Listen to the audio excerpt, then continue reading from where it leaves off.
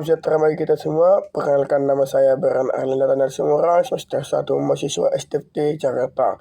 Dalam video ini saya berkesempatan untuk menjawab pertanyaan ujian akhir semester pengantar ilmu agama yang diberikan oleh dosen pengampu Mas Fahri.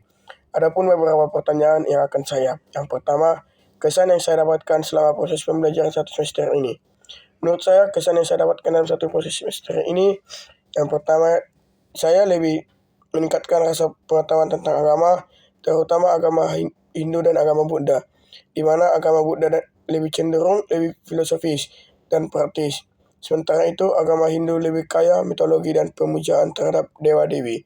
Secara keseluruhan, pembelajaran pengantar ilmu agama dalam satu semester ini dapat memberikan kesan yang sangat mendalam dan memperluas wawasan saya, terutama dalam mengembangkan pemikiran kritis dan meningkatkan penghargaan terhadap keberagaman dalam dunia ini, terutama negara Indonesia.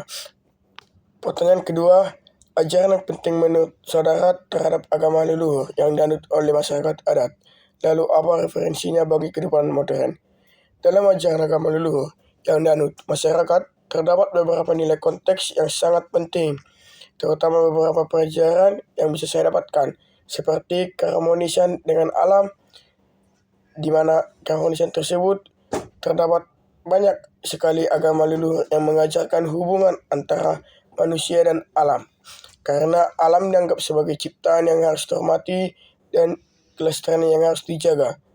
Dan menurut saya, referensi yang saya dapatkan bahwa kehidupan modern saat ini sering sekali dihadapkan dengan masalah kerusakan lingkungan dan perubahan iklim, yang ajaran ini sangat tidak relevan. Masyarakat modern dapat belajar untuk lebih memperhatikan dan harus lebih menjaga kelestarian alam. Oleh karena itu, kita sebagai manusia ciptaan Tuhan, kita harus menjaga alam dan lingkungan sekitar kita.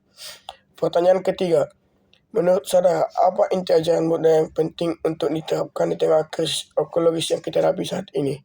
Dalam menghadapi krisis ekologis saat ini, ajaran Buddha telah menawarkan wawasan dan prinsip yang sangat relevan untuk diterapkan, terutama dalam mengingatnya fokus pada keseimbangan, keterhubungan, dan penghormatan terhadap kehidupan.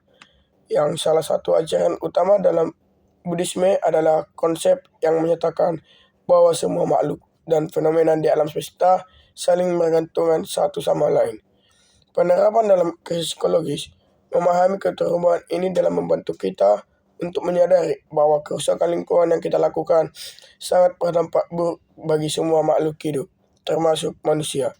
Ajaran-ajaran Buddha inilah yang menekankan pentingnya kesadaran dan keterhubungan hidup sederhana dalam pengendalian keinginan dan non-kekerasan dalam kebijaksanaan.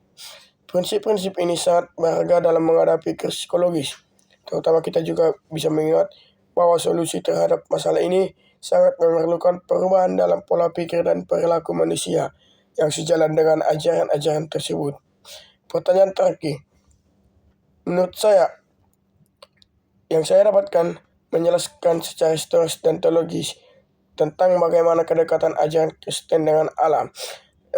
Kedekatan ajaran Kristen dengan alam, baik secara historis maupun teologis, dapat kita lihat dari pemahaman tentang hubungan antara manusia, Tuhan, dan ciptanya yang seiring berjalan muncul dalam berbagai bagian Alkitab.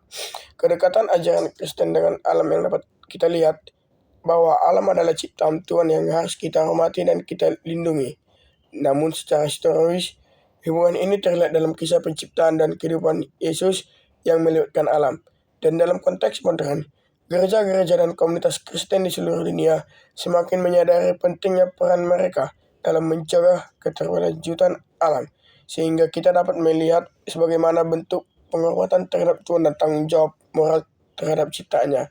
Demikian yang saya bisa paparkan pertanyaan mengenai ujian akhir semester pengantar ilmu agama. Jika ada salah atau kata yang saya ucapkan, mohon dimaafkan. Sekian dan terima kasih.